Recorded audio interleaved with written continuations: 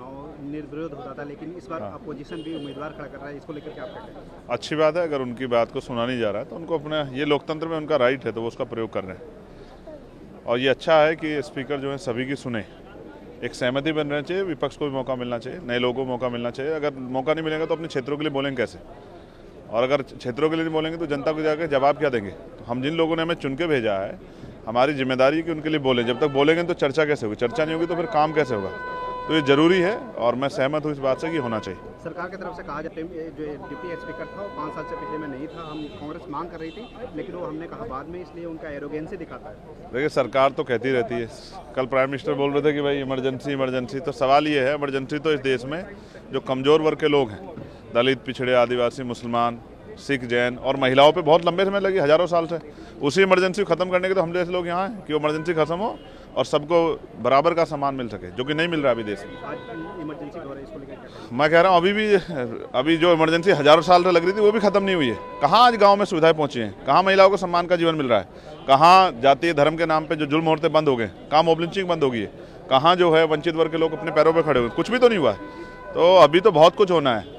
ऐसी इमरजेंसी जो अभी लगी हुई है, नहीं दिख रही है, उसको ख़त्म करके सबको समता, समानता, बंधुत्व, भाईचारा जो है, मैत्री मिले और उनके जीवन रक्षा हो। जो हत्याएं हो रही हैं, रेप हो रहा है, बंद हो, तब जाके बदलाव होगा। और उसके लिए हम लोग यहाँ आवाज़ उठाएंगे, मजबूती से आवाज़ उठाएंगे। हमने सबसे बात किया है, कल से हम बात किए हैं, आज भी हमारे अपोजिशन के जितने फ्लोर लीडर्स हैं सबसे बात किए हैं।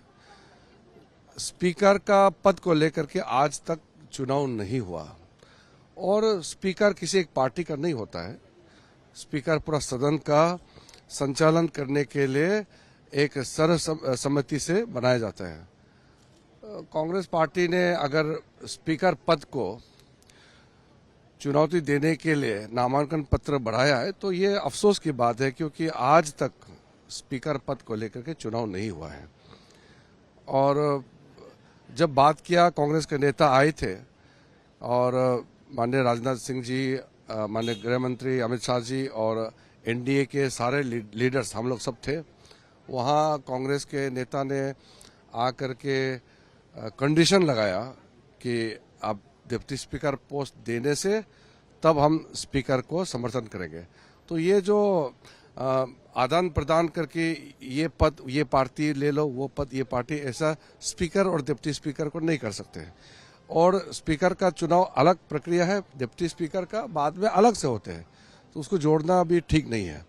इसलिए हम मानते हैं कि कांग्रेस ने अगर नामांकन बढ़ाया तो दुख की बात है, क्योंकि स्पीकर पद को लेकर के आज तक चुनाव नहीं हुआ है और एक कंसेंसस के माध्यम से ही स्पीकर का नियुक्त होता है।